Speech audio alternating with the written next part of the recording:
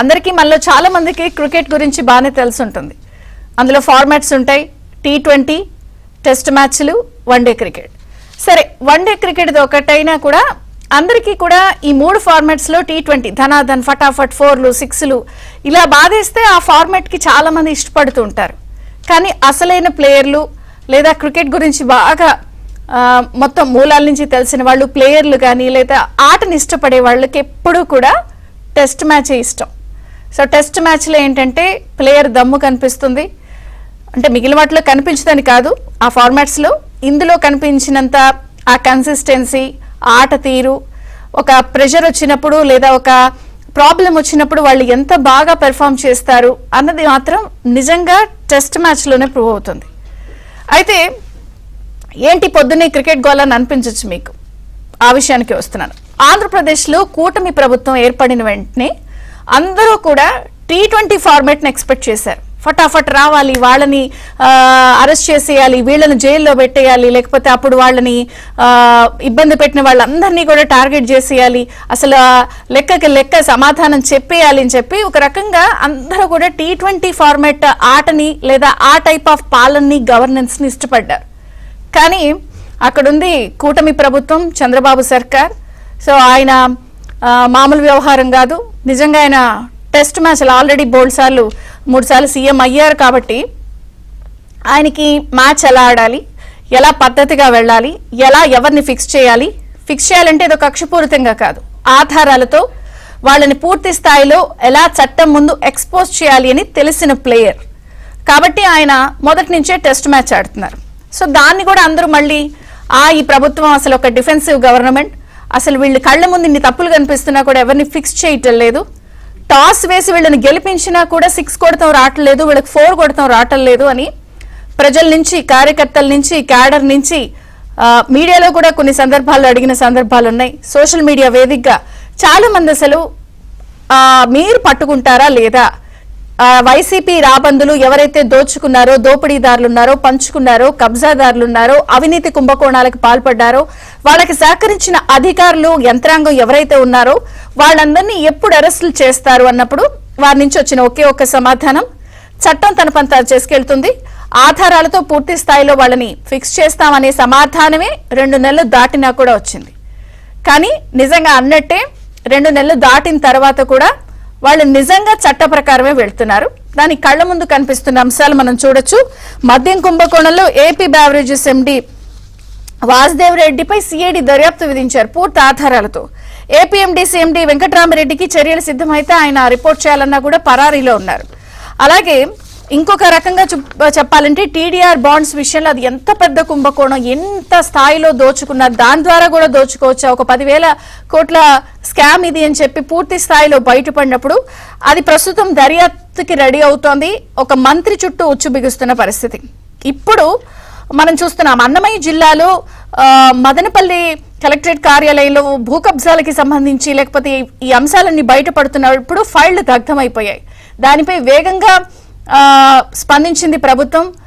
DGP కానీ లేకపోతే revenue officer Sisodia వీళ్ళందరూ వెళ్ళి చాలా చకచక అన్ని అంశాలని చూశారు. భూ కబ్జా మీద వస్తున్న ఆరోపణల విషయంలో, పెద్దిరెడ్డి అండ్ గ్యాంగ్ కి సంబంధించి వస్తున్న విషయంలో కూడా అక్కడ కూడా ఫిక్స్ చేసేందుకు రెడీ అవుతున్నారు.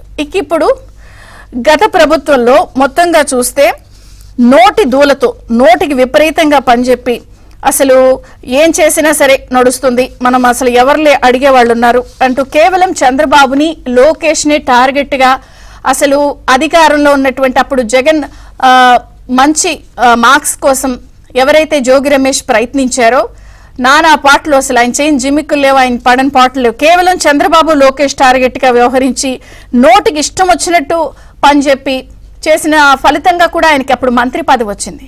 అయితే ఎప్పుడైతే మీరు గతంలో ఉన్నటువంటి వైసీపీ సర్కార్ను చూస్తే అగ్రిగోల్డ్ భూముల వ్యవహారంతో ప్రతిపక్షంలో ఉన్నప్పుడు నానా రచ్చ రభస చేసి దాన్ని అడ్డం పెట్టుకుని అధికారంలోకి వస్తే, తీరా అధికారంలోకి వచ్చిన తర్వాత ఇప్పుడు జగనండ చూసుకుని మంత్రిగా ఉన్నటువంటి జోగి రమేష్ అప్పట్లో ఏ స్థాయిలో చెలరేగిపోయారంటే అగ్రిగోల్డ్ భూముల బాధితులను ఆదుకుంటానని చెప్పి వచ్చి ఏకంగా వాళ్ళ భూముల్ని కబ్జా చేసి స్వాహా చేసి మళ్ళీ రిజిస్ట్రేషన్ చేయించేసుకుని అగ్రిగోల్డ్ భూములన్నీ అటాచ్మెంట్లో ఉన్నాయి.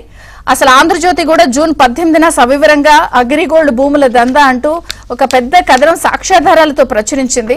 సో ఇవన్నీ కూడా పూర్తి స్థాయిలో బయటపడటం, నిన్న వైసీపీ నేత జోగి రమేష్ తనయుడు రాజీవ్ అరెస్ట్ కావడం, అలాగే పూర్తి స్థాయిలో రమేష్ పాత్రపై కూడా విచారణ చేస్తున్నామని ఏసీబీ అదనపు ఎస్పీ సౌమ్యలత మీడియాకు వెల్లడించడం అన్నీ చూస్తే ఇప్పుడు నేను అంటున్నట్టు టెస్ట్ మ్యాచ్ లో కూడా టాస్ గెలిచారు కాబట్టి ఇక 6లు 4లు కొట్టే పని ప్రారంభమైపోయింది.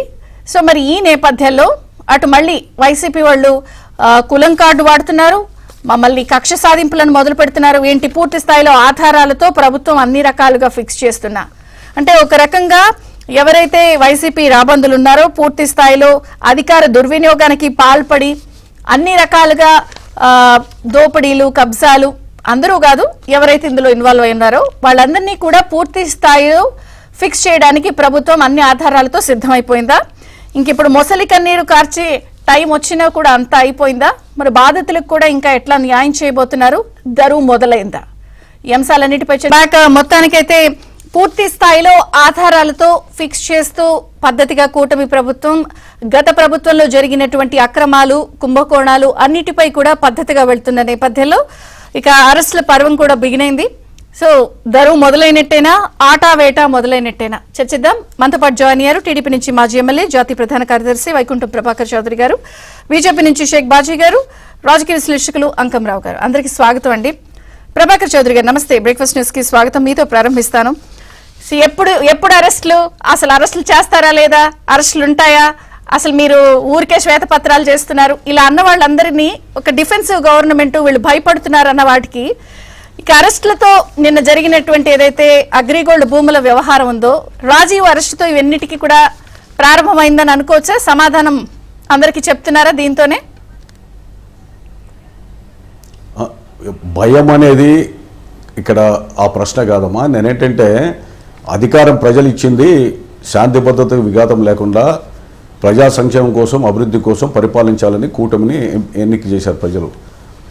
164 మంది ఈ శాసనసభ్యులు ఇచ్చారు. ఇచ్చినప్పుడు జగన్మోహన్ రెడ్డి ప్రభుత్వంలో కక్ష సాధింపులు చేశారు.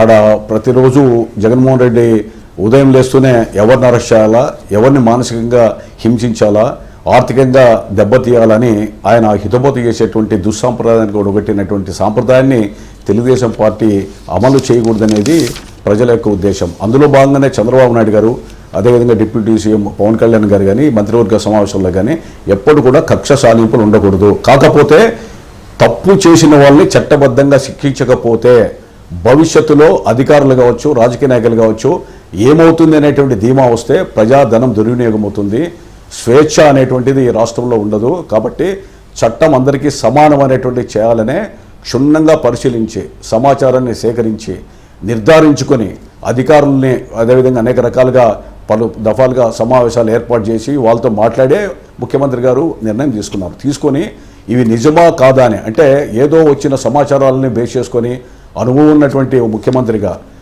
ప్రతిపక్ష నేతగా ఉన్నటువంటి వ్యక్తి, జాతీయ రాజకీయాల్లో తనకంటూ ఒక ముద్ర వేసుకున్నటువంటి వ్యక్తి ఈ ఏదైనా నిర్ణయం తీసుకున్నప్పుడు ఆయన ఆత్మకి ఆయన సమాధానం చెప్పుకోవాలా, ప్రజలకు సమాధానం చెప్పాలి. కాబట్టి ఆయన చట్టబద్ధంగా ప్రజాస్వామ్యబద్ధంగా వ్యవహరించాలనే లక్ష్యంతోనే ఇన్ని రోజులు నిర్ణయాలు తీసుకోవడానికి ఒక్కొక్కటి వెలుగులోకి వస్తూ ఉంటే తీసుకోవడం జరిగింది. ఆయన ఎన్నికల్లో కూడా చెప్పాడు నేను కక్ష సాధింపులు చేయమని. ఈవెన్ ఎందుకు ప్రతి వేదికలో చెప్తున్నాడు, శాసనసభలో కూడా చెప్పారు, డిప్యూటీ సీఎం గారు చెప్పారు, ముఖ్యమంత్రి గారు కూడా చెప్పారు, మేము కక్ష సాధింపు కోసం రాలేదు, ప్రజల సంక్షేమం కోసం వచ్చాము, అట్లనే తప్పు చేసిన వాళ్ళని క్షమించే పరిస్థితే లేదు అనేటువంటిది. అంటే ఒక్కొక్కరు పుంకాలుగా ఏదో విపరీతంగా వాళ్ళు ఏమేమి చేశారో అన్నీ కూడా మరుగున పెట్టారు. అంటే జీవితకాలం జగన్మోహన్ రెడ్డి గారు ముఖ్యమంత్రి ఉంటాడు, మావన్నీ కూడా అవసరం వస్తే ఫైళ్ళన్నీ కూడా మాయం చేద్దాం అనేటువంటి అనేక ఉదాంతాలు కూడా చూసాం. ఎక్కడ మదనపల్లిలో సబ్ కలెక్టర్ కార్యాలయంలో ఆ ల్యాండ్ భోగోతాలకు సంబంధించిన భాగోతాలకు కనపడకూడదని అక్కడ ధ్వంసం చేయడం, అదేవిధంగా అగ్నికి ఆహుతి చేయడం, అదేవిధంగా రకరకాలుగా రిజిస్టర్ ఆఫీసుల్లో కూడా అన్ని మార్పులు చేయడం, ఇట్లా కేవలం ఒక దుర్నీతితో ఈ అధికారం ఉంది కదా ఏం చేసినా చెల్లుతుంది అనేటువంటి ఓ దుస్సంప్రదాయానికి ఒడగొట్టినటువంటి ఈ ప్రభుత్వానికి ప్రజలు గుణపాఠం చెప్పినప్పుడు ప్రజల పక్షాన ముఖ్యమంత్రిగా నిర్ణయాలు తీసుకోవాలి. భయం అలిపిరి సంఘటనలో ప్రజల కోసం ఆ రోజు నక్సలైట్ల పైన ఈ ప్రభుత్వం ఒక విధి విధానాలతో ఉందని చెప్పి కట్టుదిట్టంగా చట్టాన్ని అమలు చేసిన చంద్రబాబు నాయుడు గారి పైన అలిపిరిలో ఇన్సిడెంట్ జరిగితే పవన్ కళ్యాణ్ గారు ఒక సందర్భంలో చెప్పాడు, ధైర్యంగా బయటకు వచ్చి ఏం జరగలేదన్నట్టు చంద్రబాబు నాయుడు బయటకు వచ్చారంటే, ఒక నాయకుడు ప్రజల కోసం జీవించాలనుకున్నప్పుడు చావడానికి ఎప్పుడైనా సిద్ధంగా ఉండేటువంటి పరిస్థితుల్లో ఉండాలి. అంతెందుకు జగన్మోహన్ రెడ్డి గారు ముఖ్యమంత్రిగా కానీ పోతూ ఉంటే పరదాలు కట్టుకుంటాడు. అదే చంద్రబాబు నాయుడు గారు ప్రతిపక్ష నేతగా అనేక సభల్లో ప్రజల మధ్యాహ్న పోయి వాహనాన్ని పెట్టి, అంటే అక్కడ ఏం జరుగుతుందనంటే భయం లేకుండా ప్రజల కోసం ఏమైనా సిద్ధం అనేటువంటి భావనతో పోయారు. అంటే రాజకీయ నాయకుడు భయంతో బతికితే ప్రజలు ఆ రాష్ట్రం సురక్షంగా ఉండదు, దేశం. కానీ ప్రభాకర్ చౌదరి గారు మీరు చెప్తున్నారు మేము పూర్తి ఆధారాలతో తప్పుని ప్రజల ముందు ఎక్స్పోజ్ చేస్తాం, అది చట్ట ప్రకారం చర్యలు తీసుకుంటాం. కానీ నిన్న ఈ అరెస్టు జరిగినప్పుడు కానీ లేదా వైసీపీ వాళ్ళు ప్రెస్ మీట్లు పెడుతుంటే చేస్తున్న ఆరోపణలు ఏంటి? కక్ష సాధింపులు మొదలెట్టేశారు. Point number 1. 2, కులం కార్డుని చాలా ప్రత్యేకంగా బయటికి తీస్తున్నారు. మేం పలానా కులం కాబట్టి మా మీద ఇలా, అంటే తప్పు చేస్తే ఆ కులం అనే దాంతో వదిలేయాలా? చాలా తెలివిగా వైసీపీ కులం కార్డుని బయటికి ప్రయోగిస్తోంది.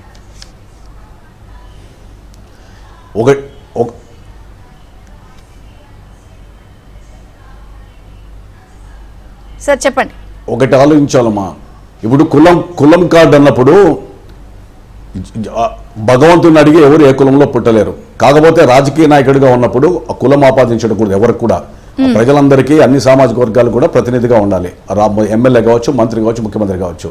ఇక్కడ జోగి రమేష్ గారికి జరిగినటువంటి ఇన్సిడెంట్కి వచ్చే వాళ్ళకే కులం గుర్తొస్తే, అచ్చెన్నాయుడు గారు వెనుకబడిన తరగతుల వ్యక్తి కదా, ఆ రోజు అచ్చెన్నాయుడికి పైల్స్ ఆపరేషన్ చేసుకుంటే ఉదయమో నోటీసులు ఇవ్వచ్చు లేదా పట్టపగ్గులు తీసుకొని పోవచ్చు. కానీ 100 కిలోమీటర్లు ఆరోగ్యం బాగలేదంటే మానసిక శోభ చేయడానికి, ఆయన అనారోగ్యాన్ని కూడా దాని అవకాశంగా తీసుకొని క్షణికానందం అనుభవించడానికి, పైశాచిక ఆనందం పొందడానికి ఆయన ప్రతి చుట్టూ తిప్పారు. అదేవిధంగా చంద్రబాబు నాయుడు గారు రాష్ట్రానికి ముఖ్యమంత్రిగా పనిచేసిన వ్యక్తి, ప్రధాన ప్రతిపక్ష నేత, Z+ కేటగిరీలో ఉన్న వ్యక్తి, విదేశాలకు పారిపోవడానికో లేదా ఇంకోటో అవకాశం లేని వ్యక్తి, ప్రజల పక్షాన పోరాడాలనే వ్యక్తి, నంద్యాలలో ఇన్సిడెంట్ జరిగి రాత్రి అర్ధరాత్రి పోయి నిద్రపోతుంటే తలుపులు బద్దలు కొట్టి వస్తావా లేకపోతే ఈ యొక్క బస్సునే లాక్కెళ్ళాలా అనేటువంటి దుర్నీతికి వదిలిపెట్టారే, అది కక్ష సాధింపు. అప్పుడు కులం కనపడలేదు. తర్వాత కొల్లు రవీంద్ర వెనుకబడి తరగతి వ్యక్తిని ఆయన తీసుకొని వచ్చి నానా హింసలు చేస్తే కులం కనపడలే. రఘురామకృష్ణరాజునే పోలీసులతో కొట్టించి ఒక ఎంపీ పార్లమెంట్ సభ్యుడిని, అప్పుడు కులం కనపడలే. అంటే వీళ్ళకందరికి కూడా కేవలం కళ్ళు బైర్లు కమ్మి ఆ విధంగా వ్యవహరిస్తున్నారో తప్ప వేరే కాదు. వీళ్ళంతా అధికారం శాశ్వతం, మేము రాజులము, ప్రజాప్రతినిధులు కాదు, మేము నియంతలము, హిట్లర్ ముస్సోలిని అనేట వల్ల చరిత్ర పుటల్లో మన చరిత్రలో చరిత్రహీనులుగా మిగిలిపోయారు. అది మర్చిపోయి ప్రజాస్వామ్య దేశం, ప్రజలు అనేవాళ్ళు ఉంటారు, ప్రతిదీ గమనిస్తూ ఉంటారు. సరైన టైంలో సరైన నిర్ణయం తీసుకుంటే మన భవిష్యత్తు అనే ఆలోచన లేకుండా జగన్మోహన్ రెడ్డి గారిని తృప్తిపరచడానికి చంద్రబాబు నాయుడు గారి ఇంటి మీద దాడి చేయడం, పార్టీ కార్యాలయాల మీద దాడి చేయడం, అంటే ఇవన్నీ దేనికి సంకేతం? మీరు చట్టాన్ని చేతులకు తీసుకొని అధికారులు మీ చెప్పు చేతుల్లో ఉన్నట్టు వాళ్ళందరినీ కూడా వేసుకొని యథేచ్ఛగా ఇష్టం వచ్చిన రీతిలో ప్రతిపక్ష పార్టీల మీద, నాయకుల మీద దాడులు చేసేటువంటి సాంప్రదాయానికి ఒడుగుడినటువంటిది మీరు. అదిగే అందరూ చేస్తున్నారు అనుకుంటే మళ్ళీ వాళ్ళని గురించి అంతకంటే ఎక్కువ ఆశించడం కూడా న్యాయం కాదు. ఎందుకంటే వాళ్ళ కోవలో అక్రమంగా అన్యాయంగా పోయారు కాబట్టి మిగిలిన వాళ్ళు కూడా అదే రకంగా పోతున్నారేమో అనేటువంటి భావన వాళ్ళలో ఉంది. కానీ వాళ్ళకి ఆత్మ అనేది ఒకటి ఉంటుంది. ఆత్మసాక్షిగా వాళ్ళ ఆత్మతో వాళ్ళు ప్రశ్నిస్తే ఆ నాడు చేసింది తప్పు, అదేవిధంగా ఈ రోజు తీసుకునేటువంటి నిర్ణయం కక్ష సాధింపు కాదనేటువంటిది వాళ్ళకి మనసున్న ఆత్మ వాళ్ళకి ప్రశ్నించుకోవాలా వైఎస్ఆర్సీపీ నాయకులు. బీజేపీ నుంచి బాజీ గారు ఉన్నారు. బాజీ గారు నమస్తే. ఫస్ట్ వికెట్ అవుట్ అంటే క్రికెట్ లో అంటారు కదా, ఫస్ట్ వికెట్ అవుట్ అని, అలా అరెస్ట్ అనేది ఇప్పటి వరకు అరెస్ట్ అరెస్ట్ అరెస్ట్ అన్నప్పుడు ఫస్ట్ వికెట్ అవుట్.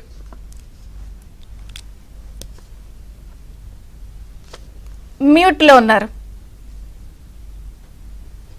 చంద్రికాజీ నమస్కారం. అదేవిధంగా ప్యానల్ ఉన్నటువంటి పెద్దలకి మీ ద్వారా చూస్తున్న వీడియోస్ కూడా నమస్కారం తెలియజేస్తా ఉన్నాను. ఈరోజు అరెస్టుల పర్వం మొదలైందని చెప్పినటువంటి ఆనందం కన్నా ఒక సమగ్రమైనటువంటి దర్యాప్తు ఎక్కడెక్కడ తప్పు జరిగిందో దాన్ని తీసేటువంటి ఆనందం అనట్ల. ఇక్కడ ఆనందం లేదు. ఇక్కడ ఏమిటంటే ప్రజలు బాధించబడ్డారు, బాధితులుగా ఉన్నారు.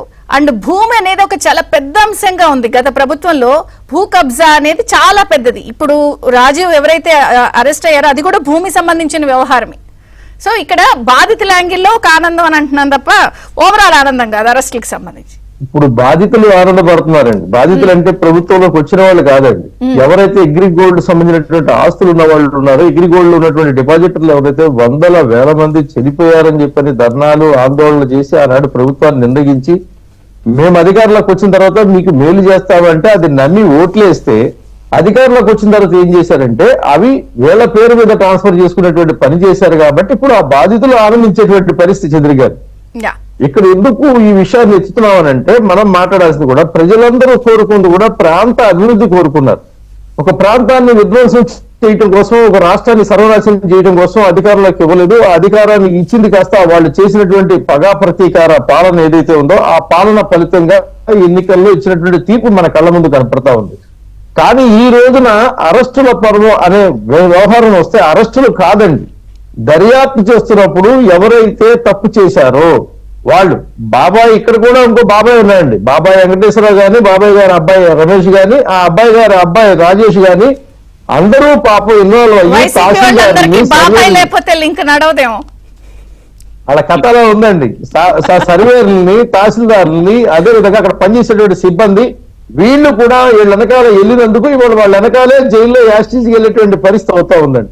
మనం ఇక్కడ గమనించాల్సినటువంటి అవకాశం ఏంటంటే వైసీపీ పాలన మొత్తం కూడా ఓట్లు వేసినటువంటి ప్రజల్ని 3వ వంతు కింద 4వ వంతు కింద పెట్టు, మీకెంతో మాకెంత అనేటువంటి విధానాన్ని ఎంత దోచుకుందాం అనేటువంటి లెక్కలు వేసినప్పుడు ఎవరి ప్రాంతంలో అవకాశం ఉంటే అంత దోచుకునేటువంటి పరిస్థితి. అయినా నేను ఒక విషయం చెప్తానండి, వాళ్ళు అరెస్ట్ అవుతున్నటువంటి కుర్రాడు ఎవరైతే ఉన్నారో, అరెస్ట్ అయినటువంటి రాజేష్ ఎవరైతే ఉన్నారో అతను ఎన్నికల ముందు పెనమలూరు నియోజకవర్గంలో తొడలు కొట్టాడండి.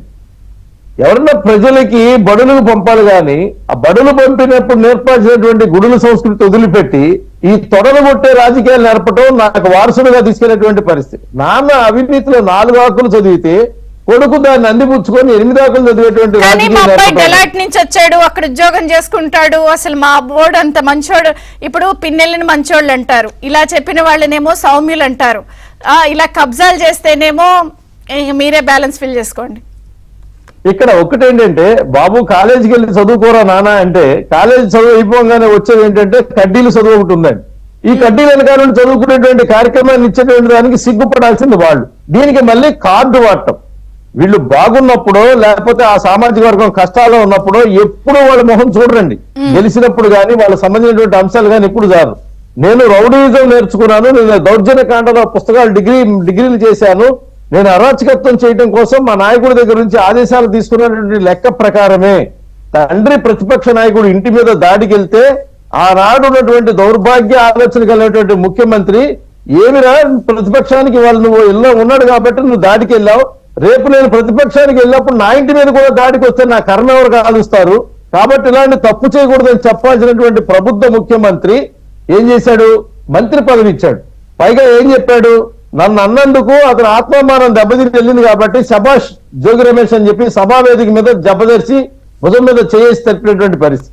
మరి ఇవాళ నీకు పర్వణం వచ్చినప్పుడు ఎలా అనుభవించావో, పులిహోర వచ్చినప్పుడు ఎలా అనుభవించావో, కష్టం వచ్చినప్పుడు కూడా అదే అనుభవించాలి కదా, చేదు కూడా తినాలి కదా, తినడానికి సిద్ధపడాల్సిన పరిస్థితి ఆయింది. ఇది కులానికి ఏం సంబంధం? సామాజిక వర్గాన్ని అడ్డు పెట్టుకొని నా కులం అని చెప్పేటువంటి మాట చెప్పేటువంటి కులం ఎక్కడైనా సామాజిక వర్గంగా అభివృద్ధి చేసి చూపిస్తే ఆ కులానికి మేలు చేశాడని చెప్తాను. కానీ మా కులం నుంచి ఒక దొంగోడిని పంపిస్తాము, మా కులం నుంచి ఒక రౌడీని పంపిస్తాము, ఆ రౌడీ మంత్రి అవ్వాలి, మేమందరం జనాల్ని చంపాలని ఏ కులం కోరుకోలే. ఇటువంటి రాజకీయాలు నేర్పేటువంటి పరిస్థితి. అయినా మీకు ఒక విషయం ఖచ్చితంగా చెప్పొచ్చండి, మీకు కాసినవాడ ఆటం కోసం గోవా దాకేందుకు గుడివాడలోనే ఉందిగా ముందుకు అనేటువంటి నాయకుడు ఎవరైతే ఉన్నారో ఆ నాయకుడు ఆధ్వర్యంలో ఒక 4-5 దాదాపుగా రాష్ట్రం మొత్తం కూడా చేసినటువంటి పరిస్థితి. మీరు ఉచ్చు బిగుస్తుంది అని చెప్తున్నటువంటి మంత్రి ఏదైతే ఉందో మింగినటువంటి 1000 కోట్లు ఎవరివండి? ప్రజలవే కదా. ప్రజల సొమ్ముని దొంగిలించడం కోసం నీకు అధికారాన్ని ఇవ్వట్లేదు కదా. దొంగిలించేటువంటి సొమ్ము లెక్కలు తీసేటువంటి ప్రక్రియ ఏదైతే ఉందో మీరు చెప్పినట్టుగానే చట్టం తన పను తను చేసుకెళ్తుంది అనేటువంటి లెక్క ప్రకారమే. ఒకనాడు ఏమన్నారు ముఖ్యమంత్రి, మాజీ ముఖ్యమంత్రి జైలుకి వెళ్ళినప్పుడు నేను లండన్ వెళ్ళాను, వాళ్ళు లేపేశారన్నారు. ఇవాళ లేపేస్తుంటే పరామర్శల కోసం ఒకనాడు ఏం జరిగింది? నాన్న పేరు మీద చచ్చిన వాడిని చావని వాడిని మొత్తాన్ని కలిపి నాన్న కోసమే గుండాగిందని చెప్పని ఓదార్పు యాత్ర వెళ్ళినటువంటి నాయకుడు ఇవాళ నీ అంటున్నందుకు పాపానికి నువ్వు చెప్పినటువంటి రౌడీయిజము పగలు ప్రతీకారం కోసం పార్టీ కార్యాలయం మీద లేకపోతే కాదు, నిన్న ప్రతిపక్ష జోగి నాయకుల మీద రమేష్ గారు మీడియాతో మాట్లాడినప్పుడు విన్నారా? మా ఇంటికి మీ ఇల్లు ఎంత దూరమో అంతే దూరం, ఈ అధికారం శాశ్వతమా, ఈ తత్వాలన్నీ నిన్నెందుకు గుర్తొచ్చినాయి? ఇప్పుడు అవినాష్ ఏమో అమాయకుడు, పిన్నెల్లేమో దాని సౌమ్యుడు అన్నప్పుడు వీళ్ళ అబ్బాయి జూనియర్ సౌమ్యుడు, జూనియర్ అమాయకుడా? ఇంతమంది రాష్ట్రంలో మంచి వాళ్ళని తయారు చేసి ఈ మంచితనాన్ని చూడలేక హిమాలయాలకు వెళ్ళిపోదాం అనుకున్నటువంటి జగన్మోహన్ రెడ్డి గారిని ఈ మంచి వాళ్ళందరూ వెనక్కి పిలుచుకొచ్చి మనం మళ్ళీ ఉండాల్సినటువంటి అవసరం ఉంది. ఈ ఇల్లుకి ఎంత దూరం, ఆ ఇల్లు ఎంత దూరమో కన్ను మూర్చి తెరిసే లోపల 5 సంవత్సరాలు పూర్తవుతుంది. మళ్ళీ మేము అధికారంలో రాగానే మళ్ళీ ఇదే తంతు చేస్తామనంటే ఆంధ్ర ప్రజలు అమాయకులు కాదండి. చిన్న 5 సంవత్సరాల దెబ్బల యొక్క నొప్పులు తగ్గక ఇవాళ కూడా బాధపడుతున్నటువంటి ఎవరైతే ప్రజలు వారి మంచితనం ఉందో, రాష్ట్రాన్ని ఒక మంచి నాయకత్వం పరిపాలించాలనే, దేశంలో అభివృద్ధిని ఇక్కడ రాష్ట్రంలో అందించాలనే ఆలోచనతోనే బలమైనటువంటి సామాజిక వర్గం ఏదైతే ఉందో ఆ వర్గం కూడా ఒక రాజకీయ వేదికగా వాళ్ళ యొక్క సామాజిక వర్గాన్ని అభివృద్ధి చేసుకోవాలనే లక్ష్యంతోనే ఇవాళ పవన్ కళ్యాణ్, చంద్రబాబు నాయుడు గారు, నరేంద్ర మోడీ గారి యొక్క నాయకత్వాన్ని ఆశీర్వదించి 17% తేడాతో వచ్చారండి. మాకు 40% ఉన్నటువంటి ఓట్లు ఏవైతే ఉన్నాయో 17% అంటే దాదాపు సగం పైన జనం మీకు వద్దు, ఈ రాష్ట్రంలో పాలన వద్దని చెప్పినటువంటి లెక్క కూడా వీళ్ళు ఆలోచించుకోవాల్సిన పరిస్థితి. ఈ ఇంటికి ఎంత దూరం ఉంటుంది, ఆ ఇంటికి ఎంత దూరం ఉంటుంది అంటే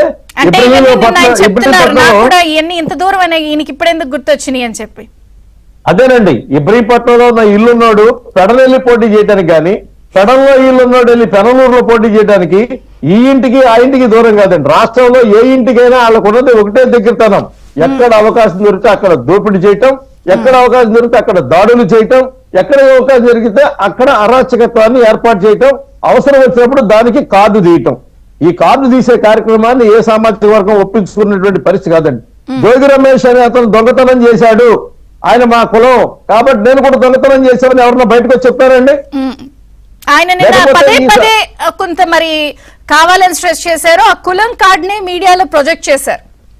కులం పేరు మీద కార్డు ఎత్తితే నా కులానికి అన్యాయం జరిగిందంటే ఆ మాట ఎత్తిన వాడి మీద కేసు కట్టి లోపలేసినటువంటి అవసరం ఉందండి.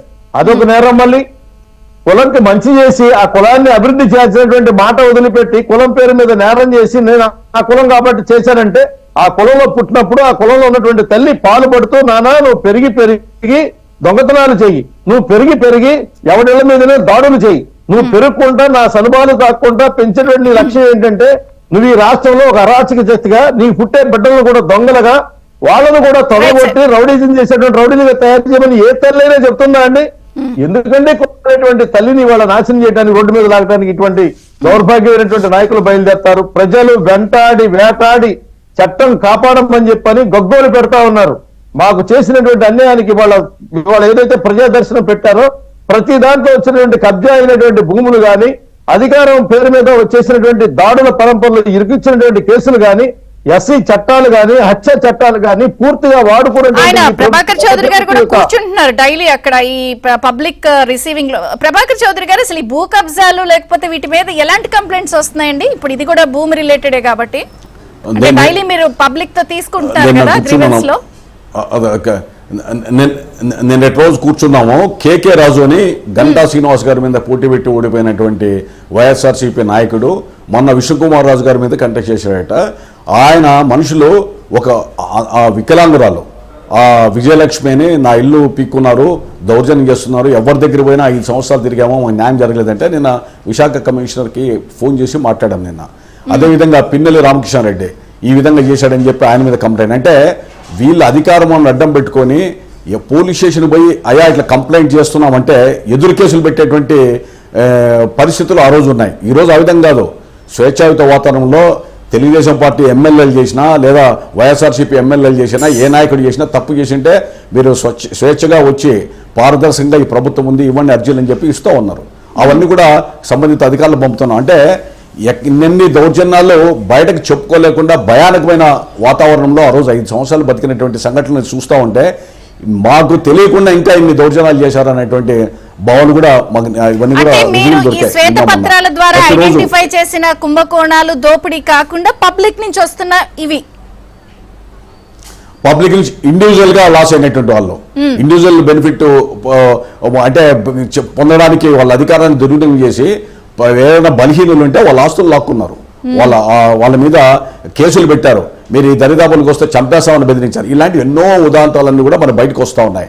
అంటే దీనికి బాధ్యుడు జగన్మోహన్ రెడ్డి కూడా ఒక దేశ పౌరుడిగా కూడా తను ఆలోచించాల్సిన అవసరం ఉంది. ఒక ప్రతిపక్ష నేతగా నాకు ప్రజలు ఒక రోజు అధికారం ఇచ్చారు, నీకే 5 సంవత్సరాల్లో మా అనుచరులు ఇంత దుర్మార్గంగా ఇంత దౌర్జన్యంగా చేశారు, మరి దీని మీద నేను సంజాయించుకోవాల్సి వస్తుందని చెప్పి ఆ రోజు జాగ్రత్త పడింటే జగన్మోహన్ రెడ్డి గారు సబబు ఉండేది. ఆయనే ప్రోత్సహించి ఆయనే ప్రేరేపించి తప్పు చేస్తే ఏం చేసినా నేనున్నాననేటువంటి భరోసా ఇవ్వడం వల్ల ఈ రోజు రాష్ట్రంలో ఈ విధమైనటువంటి పరిస్థితులు భరోసానే ఇస్తున్నారుగా.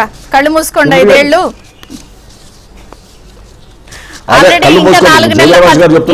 సంవత్సరాలు 10 నెలలు ఇంకా కళ్ళు మూసుకోవాలి. చంద్రిక గారు ఒక మాట ఏంటంటే అదే కళ్ళు మూసుకోవాలంటే చెప్పండి. ఈ పరిస్థితుల్లో వాళ్ళకి అధికారం అనేది మళ్ళీ వస్తే ప్రజల కోసం కాదు, కక్ష సాధింపు అని చెప్పి చెప్పకనే చెప్తున్నారు. అగ్రిగోల్డ్ అనేటువంటిది మొట్టమొదటి శాసనసభలో ఆ రోజు నేనే ప్రశ్న వేశానమ్మా.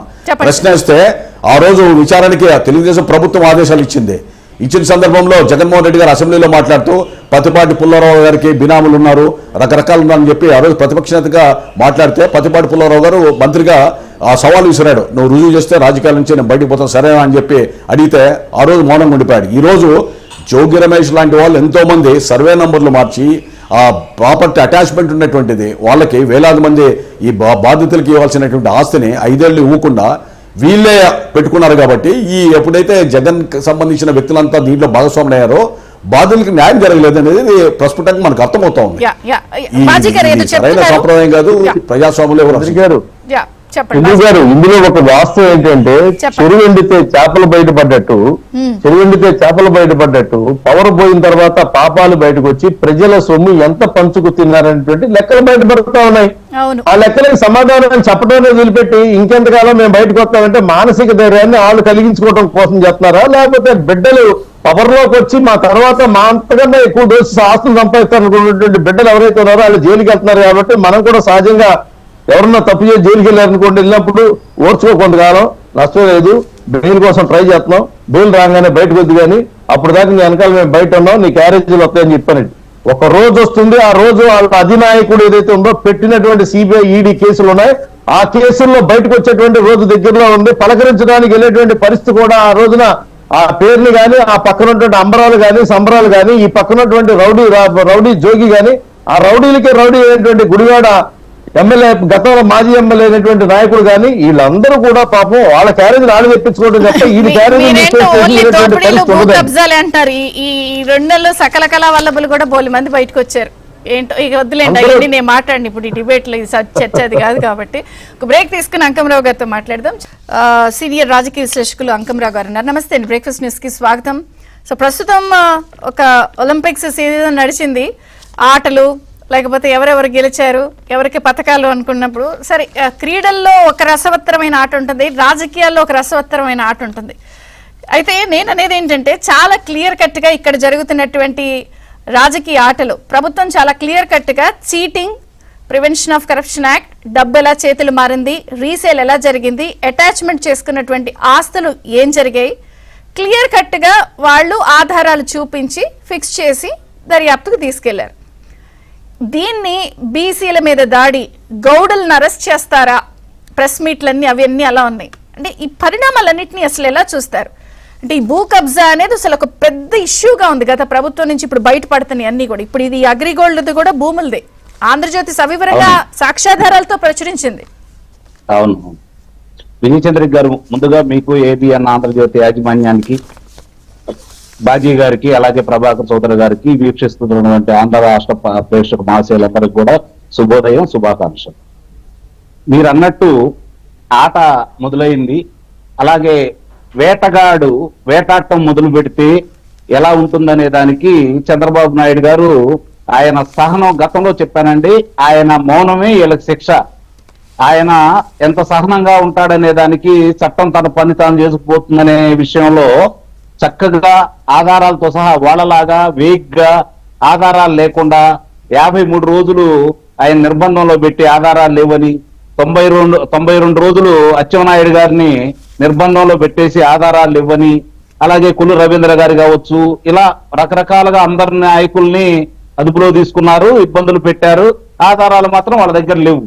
కానీ ఈ రోజు విజయచంద్రి గారు ఒకటి గుర్తుపెట్టుకోవాలి, మళ్ళీ వీళ్ళకంటూ ఇప్పుడు ఉన్నటువంటి ఎవరైతే గతంలో 151 మంది శాసనసభ్యుల్లో ఒక 10 మందిని తీసేస్తే మిగిలిన వాళ్ళందరూ, 22 మంది లోకసభ సభ్యుల్లో ఒక 4 తీసేస్తే మిగిలిన 18 మంది మీద ఎలాంటి అభియోగాలు అయితే ఉన్నాయో అవన్నీ ఒక్కొక్కటి కనుక బయటకు వస్తే వీళ్ళకు మరో జన్మంటూ ఉంటే ఆ జన్మలో కూడా రోజు కూడా న్యాయస్థానం చుట్టూ తిరగాల్సినటువంటి దౌర్భాగ్య స్థితి అండి వీళ్ళది.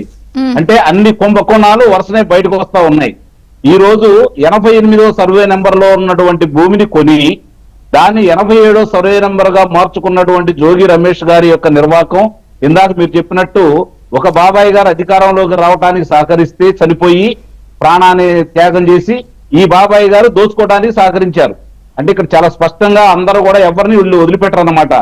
కులాలు, మతాలు, ప్రాంతాలు ఏమీ లేవండి వీళ్ళకి. ఇందాక మీరు అన్నట్టు ఇంకో చిన్న విషయం కూడా, దళితులకు సంబంధించి ఆ రోజు 12,000 ఎకరాల భూమిని గత ప్రభుత్వాలు దళితులకు ఇస్తే తెలుగుదేశం ప్రభుత్వం 5,600 ఎకరాల భూమి కొని దళితులకి అందజేస్తే ఆ 18,000 ఎకరాల భూమిని కూడా వీళ్ళు స్వాధీనం చేసుకొని ఎంత దుర్మార్గంగా చేశారో గతంలో చూస్తానే ఉన్నాం. ఈ రోజుకి ఈ భూములకు సంబంధించి ఇప్పుడు గనక మనం లెక్కలు తీస్తా ఉంటే ఇప్పటి వరకు 1,75,000 ఎకరాల భూమి ఇలా ద్వారా దౌర్జన్యంగా దోచుకోవటం గాని లేక అన్యాక్రాంతం చేయటం గాని జరిగిందని చెప్పి చాలా స్పష్టంగా కనపడతా ఉందండి. ఈ రోజు మనకు వేలాది మన ఆంధ్ర రాష్ట్రంలో ఉన్న గ్రామాలను కనుక చూసుకుంటా ఉంటే ఒక 100 గ్రామాలు 200 గ్రామాలు ఏమైనా వదిలేశారేమో తెలియదు కానీ మిగిలిన అన్ని గ్రామాల్లో కూడా రెవెన్యూ అధికారులను అడ్డం పెట్టుకొని ఆ గతంలో ఉన్నటువంటి నాయకులు కావచ్చు, వాళ్ళ అధికార గణం కావచ్చు, సుమారు ఏ గ్రామంలో కూడా వదిలిపెట్టుకోకుండా చాలా దౌర్భాగ్యంగా, అంటే కనీసం ఎట్లా ఉంటదంటే ఇదిగో నీకు 10 ఎకరాల భూమి ఉంది, కొన్ని రాయలసీమ ప్రాంతంలో కావచ్చు, పల్నాడు ప్రాంతంలో కావచ్చు జరిగిన వాస్తవాలు నా దృష్టికి వచ్చి మీకు చెప్తున్నానండి. 10 ఎకరాల భూమి ఉంటే ఆ 10 ఎకరాల భూమికి 7 ఎకరాలే ఉందని చెప్పని చూపించేసి మిగిలిన 3 ఎకరాల కోసం ఆయన తిరిగిన దాని గురించి కూడా పట్టించుకోకుండా అతన్ని బెదిరించేసి ₹1,00,00,000 విలువ ఉన్న భూమిని 20 లక్షల రూపాయలు ఇస్తాం, తీసుకుంటావా, లేదంటే నీ మీద లేనిపోయిన అభియోగాలన్నీ మోపుతాం, గంజాయి అమ్ముతున్నాం అని పెడతాం, మారక ద్రవ్యాలు అమ్ముతున్నాం అని పెడతాం, లేదంటే నిన్ను భౌతికంగా లేకుండా చేస్తామని చెప్పని వాళ్ళని, వాళ్ళ బంధువుల్ని, పిల్లల్ని బెదిరించి దౌర్జన్యంగా రాయించుకున్నటువంటి సంస్కృతి అండి వీళ్ళది. అవన్నీ చాలా వివరాలు ఉన్నాయి. దాంట్లో మళ్ళీ మీకు ఇంకోసారి మొత్తం గ్రామాలతో సహా నేను చెప్పగలను. ఎందుకంటే మనకి చిత్తూరు జిల్లాలో బీకేపల్లి గ్రామంలో ఒక మహిళకి గతంలో వాళ్ళ మామగారు సైన్యంలో పనిచేసినందుకు 4 ఎకరాల 80 సెంటు భూమి ఇవ్వటం కూడా జరిగిందండి. ఆ అమ్మాయి పేరు విజయలక్ష్మి. భర్త లేడు, మామయ్య గారు లేడు, అయినా సరే ఆ భూమి పక్క నుంచి రహదారులు విస్తరించే కార్యక్రమంలో కొత్త రహదారులు ఏర్పడిన సందర్భంగా భూమి విలువ పెరిగితే బలవంతంగా తోడికోడళ్ల చేత 7 కోట్ల రూపాయలు ఉన్నటువంటి భూమి విలువని, 70 కోట్ల రూపాయలు ఉన్నటువంటి భూమి విలువని 2 కోట్ల రూపాయలు ఇచ్చి తోడికోడల చేత సంతకం పెట్టించుకుంటే ఈ విజయలక్ష్మి అనే వేరే మహిళ ఒప్పుకోకుండా న్యాయస్థానంలో తీర్చుకుంటాను, మీకు ఈ భూమి ఇవ్వనని చెప్పిన అడ్డం తిరిగి ఆమె సంతకం పెట్టకుండా ఈ రోజు మన అర్జీ ఇవ్వడం కూడా జరిగింది. ఇలాంటి ఉదంతాలు 1 కాదు 2 కాదు ఎన్నో మనం కళ్ళ ముందు కనపడుతూనే ఉన్నాయండి. మరి అచ్చెన్నాయుడు గారిని చూసాం, కొల్లు రవీంద్ర గారిని చూసాం, అలాగే తోట చంద్రయ్య గారిని నడి బజార్లో గొంతు కోసి చంపినప్పుడు ఆయన బీసీ కాదా అండి? అలాగే అమర్నాథ్ గౌడు తన అక్కయ్యని ఎందుకు వేధిస్తున్నామని చెప్పని ప్రశ్నించినందుకు ఆ పసిబాలుణ్ణి సజీవ దహనం చేసినప్పుడు అతను బీసీగా కనపడలేదండి. ఈ రోజు వీళ్ళ కులం కార్డు కనపడతా ఉందా? విజయచంద్రి గారు ఈ రోజు ప్రజలు ఏమనుకుంటున్నారు అంటే ఇప్పుడు అలా అంటే వాళ్ళ కాస్ట్ వాళ్ళు ఇప్పుడు ఏమైనా తీర్మానాలు చేసి వీళ్ళకి సపోర్ట్ చేసి ఆందోళనలు చేసేస్తారా? వాళ్ళు చెప్పేదే మీకు చెప్పబోతున్నానండి. ఆ కులానికి సంబంధించిన వాళ్ళు, ఆ బాధితులు వాళ్ళు అంటుంది ఏందో చెప్పమంటారా విజయచంద్రి గారు? వాళ్ళ ఆహాకారాలు మాకు శ్రవణానందంగా ఉంటున్నాయి, మా కులాన్ని అడ్డం పెట్టుకొని రాజకీయంగా ఎదిగి పదవులు సాధించి మా మీద చేసిన దాష్టీకం మామూలుదైన విషయం కాదు. వీళ్ళు మా కులానికి సంబంధించి ఎవరికి మేలు చేశాడో చెప్పనండి ఈ నాయకులందరినీ ఒక్కసారి చూపించమని చెప్పిన వాళ్ళు ప్రశ్నిస్తున్నారు విజయచంద్రి గారు. ఈ రోజు వీళ్ళు చేసే ఆహాకారాలు వాళ్ళకి శ్రవణానందంగా ఉన్నాయి. ఇంకా ఇంకా ఇంకా వీళ్ళ మీద అంటే కక్షాదింపు కాదు, చట్టబద్ధంగా ఉన్న చర్యలు చూస్తా ఉన్న తర్వాత క్రమం మొదలైంది. మీరు అన్నట్టు మొదటి వికెట్ పడిపోయింది. కపిల్ దేవ్ లాంటి బౌలర్లు ఈ రోజు మనకు దొరికారు. వాళ్ళు ఈ రోజు ఒక్కో పని చేసుకుంటూ వెళ్ళిపోతా ఉన్నారు. ఒకనాడు చంద్రబాబు నాయుడు గారు ఒక్కరే, కానీ ఈ రోజు చంద్రబాబు నాయుడు గారు, పవన్ కళ్యాణ్ గారు కూడా చెప్పండి. నాకు ఇక్కడ అర్థం కావట్లేదు. ఇప్పుడు ఇన్ని బయటపడుతున్నాయి. ఇందాక ప్రభాకర్ చౌదరి గారు ఇండివిజువల్ లాస్ అయిన వాళ్ళే మా దగ్గరికి వస్తున్నాయండి అని చాలా మంది చెప్తున్నారు. ఇవి ప్రభుత్వం సిస్టమ్ లో డిపార్ట్మెంట్స్ వైజ్ జరిగినవి లేదా ఓపెన్ కేసెస్ లో కనిపిస్తున్నవి. ఇవి ఇండివిజువల్ వేరున్నాయి, departmental wise revenue, mining, beverages ఇలా రకరకాలు ఉన్నాయి. ఓ పక్కన గవర్నెన్స్ చేయాలి, ఇంకొక పక్కన ప్యారలల్ గా వీటివన్నీ బయట పెట్టాలి. కానీ వాళ్ళు చేస్తున్నారు గవర్నెన్స్, కానీ దీన్నే టార్గెట్ చేస్తున్నారని ఒక ఎక్స్పోజ్ తో ఇంకా అల్లరి పెడుతున్నారు. వీళ్ళని కులం కార్డులు వాడుతున్నారు, చేయాల్సినంత అడ్డంకులు గవర్నమెంట్ కి సృష్టిస్తున్నారు వైసీపీ వాళ్ళు. అంటే విజయసాయి గారు గతంలో వాళ్ళు చక్కగా ప్రణాళికబద్ధంగా కమ్మ కులాన్ని దృష్టిలో పెట్టుకొని మిగిలిన వాళ్ళందరినీ కూడా అణిచివేశారు. వాళ్ళని ఏ విధంగా చేయాలో చేశారు. అమరావతి అనే దాన్ని కమరావతి అని, భ్రమరావతి అని నానా రకాలుగా ఇక్కడ ఒక బూచీని చూయించి మిగిలిన వాళ్ళందరినీ ఆకట్టుకోవడం కూడా జరిగింది. కానీ ఆ మహిళా తల్లులు నిజంగా ఒక మహిళగా మీకు, అలాగే మీరు పోరాటం చేస్తున్న మీకు, ఈ రాష్ట్రం మీద రాష్ట్ర ప్రభుత్వం వాళ్ళు చేస్తున్నటువంటి దాష్టికాల మీద 5 సంవత్సరాలు చేసిన అమరావతి మహిళల యొక్క 1631 రోజులు చేసినటువంటి వారి యొక్క శ్రమ, వాళ్ళ యొక్క పోరాటాన్ని అభినందించకుండా ఉండలేవండి. ఇప్పుడు వీళ్ళు ఏదో చెప్తున్నారు కులం కార్డు ఉపయోగిస్తున్నారని చెప్పని మీరు కూడా అంటున్నారు కదా. ఈ కులం కార్డు గౌడులు కాబట్టి ఇలాగా, స్ట్రెస్ చేశారు వాళ్ళంతా. అదేనండి. ఇప్పుడు అంటే ఇప్పుడు 88వ నెంబర్ నుంచి 87వ నెంబర్ కి బలవంతంగా రాయించుకున్నప్పుడు కులం కార్డు ఉపయోగించారా, కులం గుర్తు రాలేదా, లేకపోతే అగ్రిగోల్డ్ భూముల్లో ఒక్క కులం వాళ్లే ఉన్నారా, అవన్నీ కూడా ఇలా దృష్టిలోకి రాలేదా? ఈ రోజు అమర్నాథ్ గౌడ్ ఏ కులం జరిగింది? ఇంకోటి చెబుతున్నానండి, 380 మంది లెక్క చెప్తున్నానండి, 380 మందిని అతి దారుణంగా కిరాతకంగా హత్యగావించబడో లేకపోతే ఆత్మహత్య చేసుకునే విధంగా వీళ్ళు చేసిన విషయం వాస్తవం కాదా? వాళ్ళందరూ దళితులు కాదా? వాళ్ళందరూ బీసీలు కాదా? ఈ రోజు ప్రకాశం జిల్లాలో ఒక దళిత మహిళని ట్రాక్టర్ పెట్టి తొక్కించి చంపినప్పుడు ఆ రోజు ముఖ్యమంత్రిగా ఉన్న వ్యక్తి ఇది ఏమిటి దాడు అని చెప్పని ఏమన్నా ప్రశ్నించాడా? లేదంటే ఒక దళిత బిడ్డ మానభంగాన్ని గురి చేసి చంపినప్పుడు ఏమన్నా మాట్లాడారా? ఒక మైనార్టీకి సంబంధించిన అబ్దుల్ సలాం గారు కుటుంబం మొత్తం రైల్వే స్టేషన్ మధ్య ఆత్మహత్య చేసుకున్నప్పుడు ఏమన్నా మాట్లాడారా? ఇవన్నీ కూడా మనకి కళ్ళ ముందు చాలా స్పష్టంగా కనపడతా ఉంటే ఇంకా అదే కార్డును ఉపయోగించి గతంలో మేము లబ్ధి పొందాం కదా, మరి ఈ రోజు మళ్ళీ మేము లబ్ధి పొందుతున్నాం అన్న ఉద్దేశంతో వాళ్ళు అనుకుంటున్నారు. అంటే వాళ్ళ ఫ్యాక్టరీ అనేది ఆంధ్ర రాష్ట్రంలో ఇక ఉండకూడదని నిర్ణయించుకున్నారండి. మీకు చిన్న ఉదంతం చెబుతాను. ఈ మధ్య పోరంక్ అనే ఒక గ్రామంలో మాజీ సర్పంచ్ చంద్రశేఖర్ గారు అనే ఆయన దగ్గరకి ఒక పెద్ద ఆయన వచ్చేసి మాటామంతి జరుగుతున్న సందర్భంలో ఈ రాళ్ల మీద బొమ్మలు వేసుకున్నారు చూడండి, దాని గురించి చర్చ, ఆ పునాది రాళ్ల మీద చర్చ వచ్చిన సందర్భంగా ఆ పెద్ద ఆయన అన్న మాట మీకు చెబుతున్నాను విజయచంద్రి గారు. నాకైతే నవ్వు వచ్చింది, బాధేసింది. ఏమన్నాడు అంటే, మన ఆడవాళ్లు పవిత్రంగా పుణ్య స్త్రీలు మెళ్ళ వేసుకునే తాడి బొట్టుల్లో రేపు నా బొమ్మ పెట్టమంటాడు ఈ దౌర్భాగ్యుడు అని చెప్పని ఆ పెద్ద ఆయన బాధపడ్డాడు. అంటే వాళ్ళు మానసికంగా ఏ విధంగా సైకాలజీ అంత దూరం వెళ్ళిపోయింది ప్రజలకి బాబోయే. అవునండి, అట్లా కాదండి. మీరు ఒకసారి చూడండి, ఉన్నత విద్యాశాఖ మండలిలో కె హేమచంద్రారెడ్డి గారు అనే వ్యక్తి 50 కోట్ల రూపాయలు ఎయిడెక్స్ సంస్థకి ఏ విధంగా కట్టబెట్టాడు.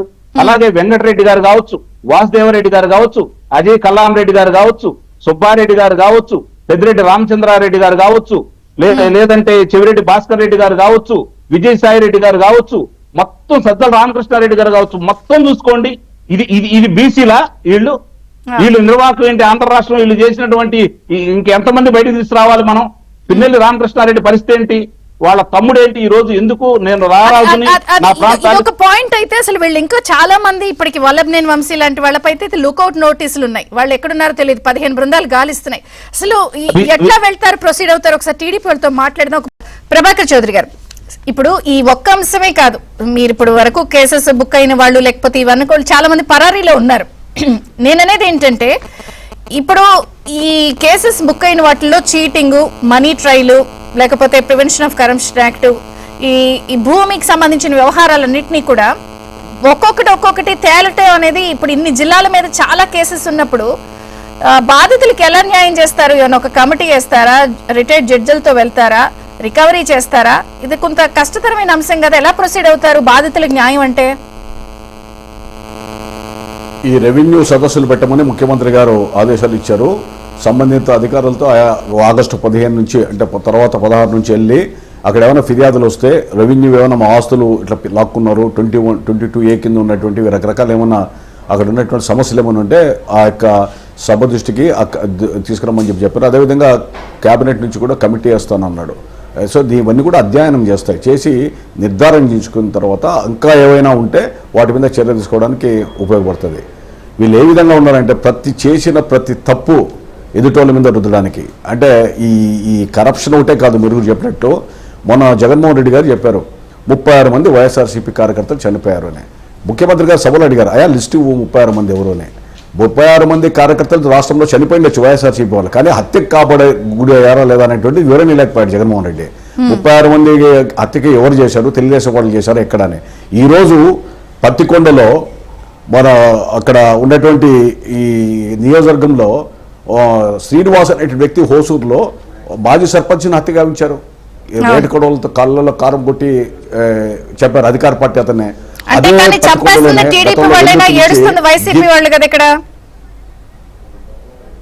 అదే ఇక్కడ గిరినాథ్ అనేటువంటి వ్యక్తిని అదే పత్తికొండలో 2 నెలల కిందట చంపారు. అంటే రాష్ట్రంలో ఎక్కడైనా కూడా జరుగుతూ ఉంటే వీళ్ళేంటి తప్పు వీళ్ళు చేసి తెలుగుదేశం పార్టీ వాళ్ళు మీద రుద్దేటువంటి పరిస్థితికి రావడం అనేటువంటిది చాలా దారుణం. ఇప్పుడైనా చిత్తశుద్ధితో ప్రజల పక్షాన ఉండడానికి ఏదైనా అక్కడక్కడ అన్యాయాలు జరుగుతాయని భావిస్తున్నప్పుడు అది సభ దృష్టికి శాసనసభలో దేమనండి, వేదికల ద్వారా దేమనండి, కానీ ఢిల్లీకి వెళ్ళి రాష్ట్రపతి పరిపాలన కావాలా, రకరకాలుగా ఏదో రాజకీయ చౌకబారు ప్రచారంతో ప్రజల్ని మోసపుట్టి ఏదో మోసం చేసి మనం అధికారంలోకి వస్తామనేటువంటిది సరైనది కాదు. అది జగన్మోహన్ రెడ్డి గారికి 2 నాలుకల ధోరణి, కపట ప్రేమ, అదేవిధంగా అసత్యాలకే ఆయువు ఈయన అనేటువంటి అనుమానాలని ప్రజలకి కలిగించడానికి కాకుండా నిర్ధారించుకునేటువంటి పరిస్థితికి ఆయన కల్పించుకుంటారని. తప్పించుకున్న వాళ్ళని కేసులు బుక్ అయ్యి ఇప్పుడు పరారీలో చాలా మంది ఉన్నారు, వాళ్ళ పరిస్థితి ఏంటి? చట్టాన్ని నుంచి ఎవ్వరూ తప్పించుకోలేరని చెప్పి పదే ముఖ్యమంత్రి గారు ప్రభుత్వం చెప్తా ఉంది, హోంమంత్రి గారు, డీజీపీ గారు అందరూ కూడా చెప్తున్నారు. ఇప్పుడు ఏపీఎండీసీ ఎండి వెంకటరామరెడ్డి గారు ఉన్నారు, ఆయన పరారీలో ఉన్నారు, వల్లభనేని వంశీ పరారీలో ఉన్నాడు. అదే అందుకనే ఈ పరారులో ఉన్న ఎవరైతే ఉన్నారో వాళ్ళందరి మీద కూడా ప్రత్యేక బృందాలు పోయి ఎక్కడ ఏంటి అనేటువంటిది చట్టం తన పని తాను చేసుకోబోతుంది. మనము రాజకీయ నాయకులు కానీ ఎవరు కూడా జోక్యం చేసుకోకూడదు. కాబట్టి తప్పకుండా ఈ ప్రభుత్వం తప్పు చేసిన వాళ్ళు ఎవరిని కూడా ఉపేక్షించే పరిస్థితి లేదని చెప్పి నిర్ణయం తీసుకున్నారు. ఆ కోణంలోనే కట్టుదిట్టమైనటువంటి నిర్ణయాలు తీసుకునే చట్టబద్ధంగానే వీరి మీద చర్యలు తీసుకుంటారని చెప్పి ప్రజలకి వివరణిస్తున్నాం మీ ద్వారా. బాజీ గారు, ఇప్పుడు ఇవి భూ కబ్జాలు రెవెన్యూ రిలేటెడే కాకుండా ఇప్పుడు మీ అధ్యక్షులు పురంధేశ్వరి గారు మద్యం అయితే చాలా సీరియస్ గా కేంద్రం దృష్టికి కూడా తీసుకెళ్లారు. ఇక వాటిపైన ఏంటి, ఎప్పుడు ఆ వికెట్స్ ఎప్పుడు? ఒక మాట చెప్తాను చంద్ర గారు, ఒక మాట ఏమంటారంటే సామాజిక వర్గం, ఒక ఉదాహరణ చెప్తానండి. సామాజిక వర్గం, గౌడ సామాజిక వర్గం చూడాలంటే సర్దార్ గౌతు లచ్చన్న లాంటి నాయకుడు మా వాడరా అని చెప్పుకునేటువంటి గౌడ సామాజిక వర్గం చూస్తున్నాం. అంతేగాని వీరుడు సర్దార్ గౌతు లచ్చన్న చూసిన వాళ్ళకి చోరుడు జోగి కుటుంబాన్ని చూడాల్సిన అవసరం ఆ సామాజిక వర్గానికి లేదండి. ప్రజల తరపున నిలబడి ఆంగ్లేయులు తరిమి కొట్టినట్టు ఉయ్యాలవాడ నరసింహారెడ్డి లాంటి నా స్వతంత్ర యోధుని చూసినటువంటి రెడ్డి సామాజిక వర్గం ప్రజలను తప్ప ప్రజల్ని పీడించి వాళ్ళ రక్తం తాగినటువంటి జగన్మోహన్ రెడ్డిని చూడాల్సినటువంటి అవసరం లేదండి. గుడివేడ లాంటి నియోజకవర్గంలో కాంగ్రెస్ పార్టీని తరిమి మహిళలకి ఆస్తి హక్కు చట్టం తెచ్చినటువంటి నందమూరి తారక రామారావు లాంటి బిడ్డ పుట్టినటువంటి ఆ గడ్డ ఏదైతే ఉందో ఆ గడ్డ మీద మహిళలతో అశ్లీల నృత్యాలు చేపించేటువంటి మధ్య అయితే శరత్ థియేటర్ ఏదో కూడా కబ్జా చేస్తే ఆ మధ్య వదిలేసారు, ఎందుకు వచ్చిన గొడవ అని. కొడాలి నాని నియోజకవర్గంలో గతంలో ప్రతిపక్షంలో ఉన్నటువంటి మున్సిపల్ చైర్మన్ ఇంటి మీదకి వెళ్ళి నువ్వు ఈ ప్రాంతంలో ఉంటావా లేకపోతే నీ ఆస్తులు నాకు రాసిస్తావా అని చెప్పి దోపిడీ చేసినటువంటి పరిస్థితి ఉన్నాయి. ఇవన్నీ దర్యాప్తు జరగాల్సిన అవసరం ఉంది.